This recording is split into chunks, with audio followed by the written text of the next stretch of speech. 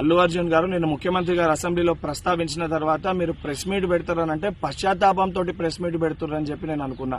ఎందుకంటే సంధ్యా థియేటర్ సంఘటన జరిగిన తర్వాత ఆ సంఘటన మీ దృష్టికి వచ్చిన తర్వాత కూడా మీరు ఈ రకంగా మూవీ ఎప్పటి వరకు చూసిర్రు, ఎప్పటి వరకే క్లాప్స్ కొట్టిర్రు, వెళ్లేటప్పుడు మీరు అభివాదం తెలుపుకుంటూ వెళ్ళినరా లేదా మీరు ర్యాలీగా వెళ్ళినరా, చాలా క్లియర్ గా ఫుటేజెస్ కనబడుతున్నాయి.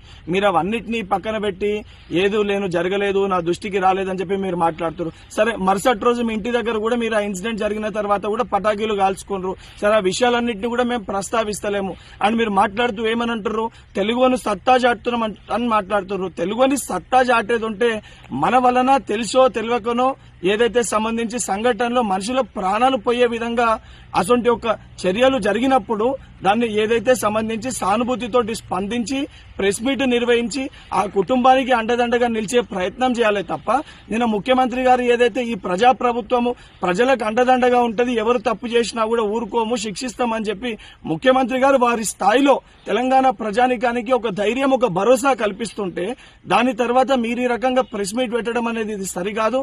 ఇప్పటికన్నా మీరు మాట్లాడిన మాటలపైన మీరు ఆత్మవిమర్శ చేసుకుని మీరు మాట్లాడిన మాటల్ని వెనుకకి తీసుకోవాలని చెప్పి డిమాండ్ చేస్తున్నా.